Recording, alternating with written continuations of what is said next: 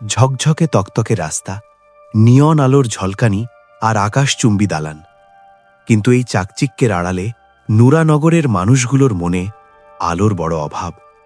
রাত গভীর হলে যখন যান্ত্রিক কোলাহল থেমে যায়, তখন শহরের এক কোণে থাকা পুরনো মসজিদের মিনার থেকে ভেসে আসে এক অপার্থিব সুর, ফজরের আজান।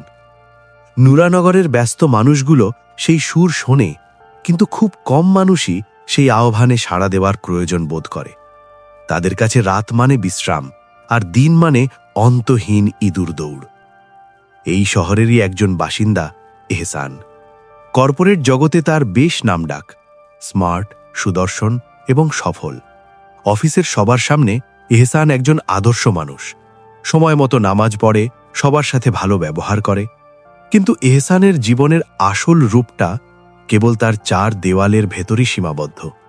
সে যখন একা থাকে, তার ল্যাপটপের আলো আর মোবাইলের স্ক্রোল তাকে অন্য এক জগতে নিয়ে যায়। সেখানে কোনো সমাজ নেই, কোনো লোক লজ্জা নেই।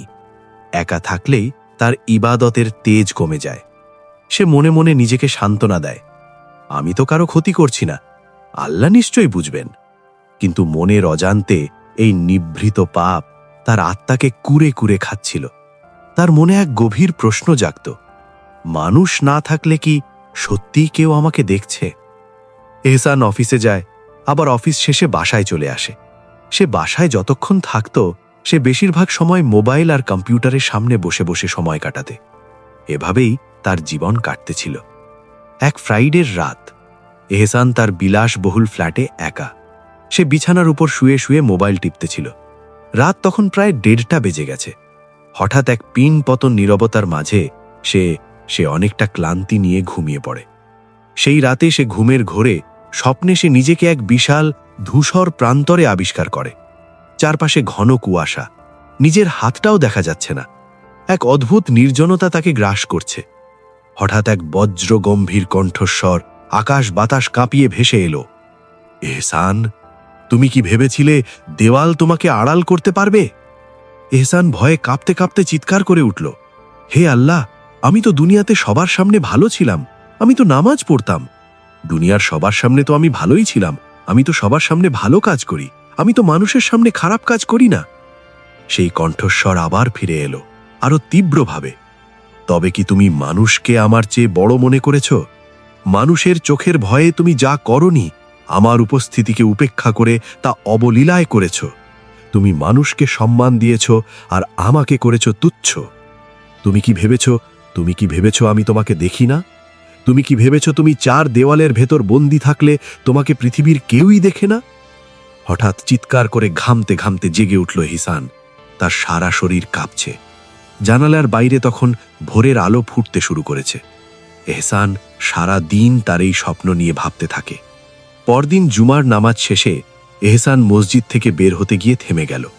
দেখল মসজিদের বৃদ্ধ খাদেম কাসেম চাচা একা একা ধীরস্থিরভাবে তাসবিহ পড়ছেন আর কোণার ধুলোবালি পরিষ্কার করছেন। মসজিদে তখন কেউ নেই, কোনো প্রশংসা করার লোক নেই। এহসান কৌতূহল সামলাতে না পেরে জিজ্ঞেস করল, চাচা, সবাই তো চলে গেছে, আপনি কেন এখনো এই গরমে খাটছেন? কেউ তো আপনাকে দেখছে না। আপনি তো মসজিদের এইসব ময়লা পরিষ্কার না করলেও কেউ আপনাকে দেখবে না। বৃদ্ধ খাদেম মৃদু হেসে এহসানের দিকে তাকালেন। তার চোখে এক অদ্ভুত প্রশান্তি।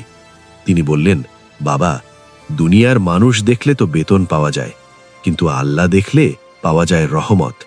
মানুষ দেখলো কি দেখলো না তাতে আমার কি আসে যায়? আমি তো জানি আল্লাহ দেখছেন, আর তার সামনে আমার কাজটা নিখুঁত হওয়া চাই।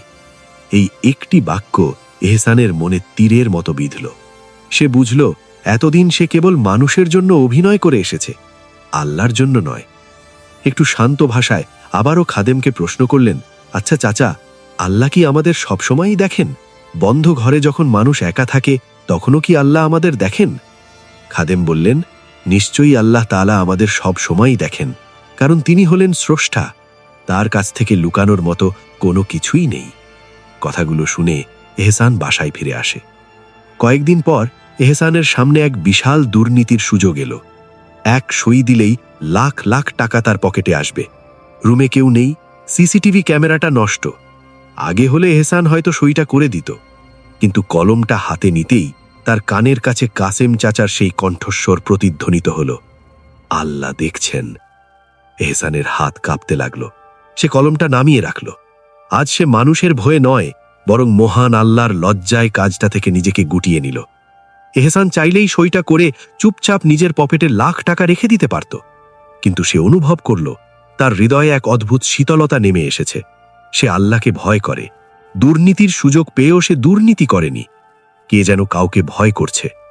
সেদিন গভীর রাতে এহসান আবার জায়নামাজে দাঁড়াল। এবার কোনো লোক দেখানোর তাড়া নেই, অফিস যাওয়ার তাড়া নেই। সে যখন সেজদায় গেল, তার চোখ দিয়ে অজরে জল পড়তে লাগল। সে বিড়বিড় করে বলতে লাগল, হে মালিক, এতদিন আমি মানুষের গোলামি করেছি, আজ থেকে আমি শুধু তোমার গোলাম হতে চাই। আমার একাকিত্বকে তুমি নূর দিয়ে ভরে দাও। সেই রাতে এহসান জীবনের শ্রেষ্ঠ স্বাদ পেল। সেটি হল ইখলাস বা একনিষ্ঠতা। সেই দিন নামাজে সে যেই মজা পেল, সেজদায় গিয়ে সে যেই মজা পেল, এর আগে কখনো ইবাদতের মজা অনুভব করেনি। কয়েক মাস পর বৃদ্ধ খাদেম মারা যান। নুরানগরের সেই পুরনো মসজিদে এখন এহসানকে প্রায়ই দেখা যায়। সে এখন শুধু লোক সমাজেই নয়, নির্জনেও আল্লাহর প্রিয় হওয়ার চেষ্টা করে। খাদেমের কবরের পাশে দাঁড়িয়ে সে আকাশের দিকে তাকিয়ে হাসল। সে বুঝে গেছে, মানুষের চোখের আড়ালে যা করা হয় সেটাই আসলে মানুষের আসল পরিচয়। আমাদের জীবনটা একটা আয়নার মতো। মানুষ কেবল সামনের দিকটা দেখে, কিন্তু আল্লাহ আমাদের পেছনের অন্ধকারগুলোও জানেন। আপনার একাকিত্ব যদি পবিত্র হয়, তবে আপনার জীবনও নূরে ভরে উঠবে।